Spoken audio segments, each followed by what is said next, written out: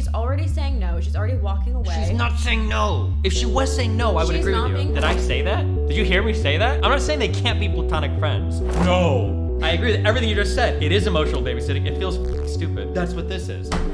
But it's the same type of where a girl's like, this guy just really likes me. We're really close friends. And like every time I break up with a guy, he jokes about us dating, and I'm always like crying on his shoulder, and he does my laundry on Fridays, and he walks my dog, and like women will say some retarded shit like, oh yeah, this guy's like my really close friend. Yeah. That's kind of different because he's still the proactive one. And this, it's like, obviously, if you're like, let's chill, and a guy pulls down your pants, that's different than like me calling my male friend because I want to trauma dump. But you calling him is the equivalent of him pulling down the pants.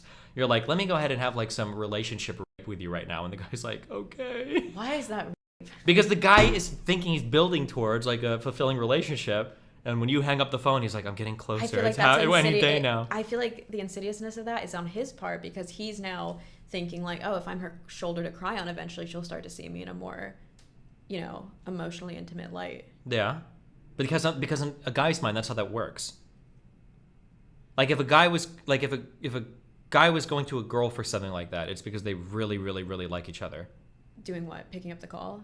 If a guy is like having like a really shitty day, it's like, fuck, I want to talk to like Samantha. I want to call her and like chat. It'll make me feel way better. That Samantha's very rarely there is Samantha just like a friend.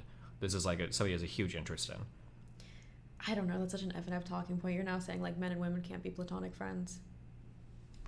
What? Are you going to kill me? Did I say that? Did you hear me say that? I'm not saying they can't be platonic friends, but I'm just saying, last night I told you... My definition of friendship or intimate friendship is it's being close enough that I could call my friend and be like, hey, this thing happened. Like, friendship isn't all just like laughing and watching super bad, whatever. Like, it's also being able to share, like... You can, but so it's possible, but I certainly don't trust women to figure it out, and men obviously can't. But I think that in my mind, I would say that you should only do this with guys in relationships. Because otherwise, because how do you tell the difference between a guy that's obsessed with you and a guy that just wants to be your friend? The problem here is the same as it is right here. The guy is too stupid to say, hey, are we going to date? I need to know. I need to figure it out. The guy won't set the boundary because otherwise the guy would be like, listen, we have to moderate our conversation a little bit more. I can't be like your emotional fucking pillar when I'm single and I need some type of relationship, right? But the guy is too stupid to say that, much like here where the girl's like, hey, let's just chill. And figure out what's going on. That's why I'm saying that I feel like it's a similar problem on both ends. So if we're friends and you're like, I want to be more than friends, and I'm like, sorry, I don't see you that way. And then we continue to talk and I call you because I'm going through boy problems or school problems and you pick up, am I still the one exploiting you? Absolutely. Even though I already told you straight up, I just want to be friends. The onus is still on me to know well, he can't see me as a human being, therefore he's clearly trying to get with me. And therefore I'm exploiting his desire for me. Is that what you're saying? Here's a question. What is it? I'm gonna answer your question, okay? Okay. Let's say that you're for a month in a content house, okay? And there's a guy there, okay? And the guy's like, he hits on you pretty hard one night. He comes back and he's like, listen, I really, really, really want to fuck. And you're like, I'm not into that at all, right? Let's say you do that, right? You say that. You say, I'm not interested, okay? You're talking about male friends pursuing relationships, I'm just asking, not sex. No, sure, but I'm just asking that. Okay. Listen, okay? Let's say that you're like, no, I don't want to fuck, right? Yeah. Okay. After you do that, are you ever walking around the house topless? Are you ever walking out of the shower undressed? Are you ever laying out on the couch? Are you ever asking him to sit next to you? What is your disposition towards him? That de-escalated very quickly. Am I walking around naked or am I asking him, hey friend, sit next to me? I mean, you want to sit and watch a movie and cuddle, right? Would you ever do any of those things? I do that with my female friends, yeah. You see how you just pivoted there? What? I think the answer is no. If a guy shows sexual interest in you... That wasn't me pivoting. I was saying that's not me exploiting him because I think a lot of friends... No. I'm just saying the sex example. If a guy comes on you really hard, okay, and you're like, no, I'm not interested, the way that you act around him is going to be a little bit different, right? You're probably not going to walk around in a towel. You're probably not going to wear really scanty shit around the house. You're probably going to be okay, this guy wants to fucking... I'm going to have a boundary, right? But if the guy tells you oh, I'm really crushing on you, and you're like... okay, well, I'm not going to ever date you. Is that okay? And the guy's like, okay. And you're like, okay, cool. And then you do but there you go really hard into all of what is essentially relationship stuff almost. Do you see how there's a difference? Because in one, you don't want the guy to you, so you'll very clearly draw the boundaries. I'm not going to walk around in my fucking braless top because I don't want this guy jerking off to me. But with the guy that's really into you, who's expressed that, you don't care about his boundaries. You're like, oh, I'm going to still call him and talk to him, and we're going to stay up all night on the phone because he supports me, and So you don't think girls do the former? You don't think they ever unintentionally lead on guys who they rejected for fucking? They might, but I think that if a girl's shut a guy down from fucking, I think she treats him a little bit differently. I think she'll be careful. Well, because now she knows, okay, he sexually desires me and he's going to get off to seeing my nipples and see me more in like an objectifying way versus the example with the friends. It's still like there's no creepiness there. That doesn't mean it's exploitation on her part. Is it? So the onus is on her to be like, sorry, I don't want to date you, and because you've expressed interest, I also need to now block you. It doesn't have to be blocked, but it's like, I don't think it's healthy for us to have like 6-hour Discord calls every night. Or sit next to each other. And cuddle and watch movies. If he continues to express interest, sure, I would think it's a bit rude. But that's the problem, is you don't know what express interest is for a guy. Because you're saying it's like just how I treat my girlfriends. Because if the guy is like, a guy having, in my opinion, a guy having like 4 to 6 hour phone calls with you on Discord and like checking in on you emotionally constantly while he's single with no options, that is a guy expressing interest.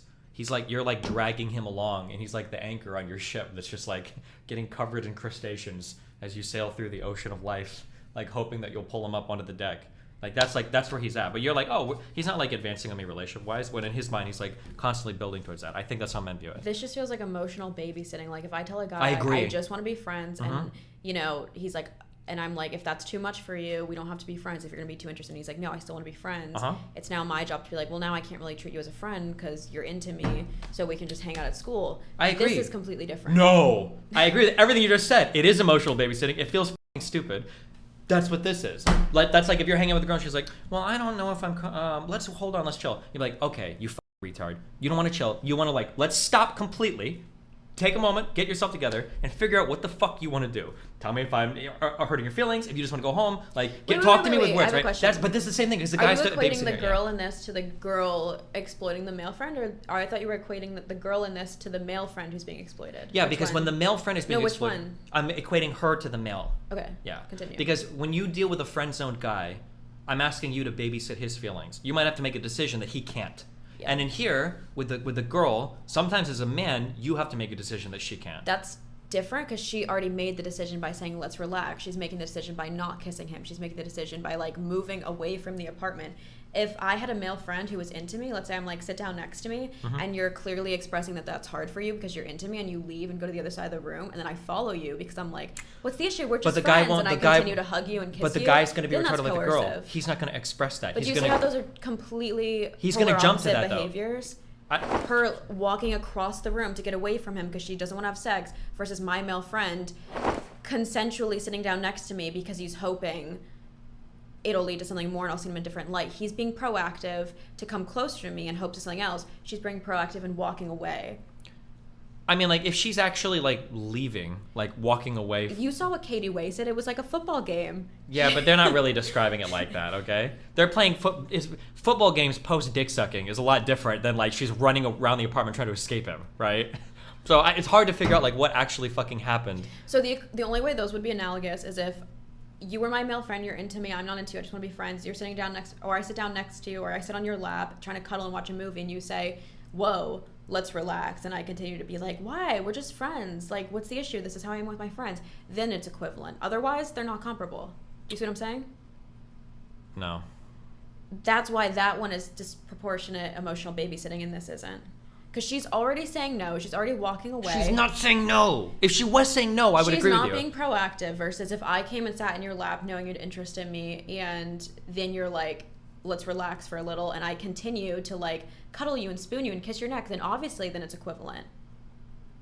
Even then I wouldn't say it's equivalent because, you know, whatever, one's sex, obviously that's like a higher degree. I feel but like... you see what I'm saying? All I'm saying, and I don't know if it's probably not like perfectly one-to-one, but all I'm saying in the really broad sense is that... It's not even roughly one-to-one. Can I finish my sentence? Yes, sorry. Okay. Okay.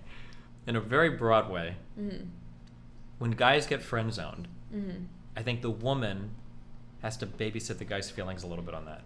Because the guy will just keep running into it over and over again like a fucking moron. And when a girl, so in the friend zone situation, the girl has to babysit the guy's feelings, right?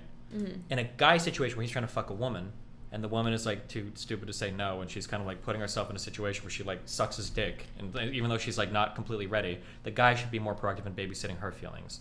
I think I'm just saying those are roughly comparable.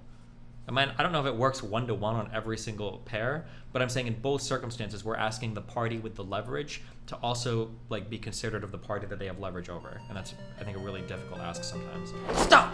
Why are you saying not necessarily? You're making out with a girl and she's like, well, let's relax for a second, let's chill. Well, where is the uncertainty in your head? Are you thinking, 5 this to is 7 fucked? Because if it was one time, you're saying, oh, he's just confused, and maybe she was inching towards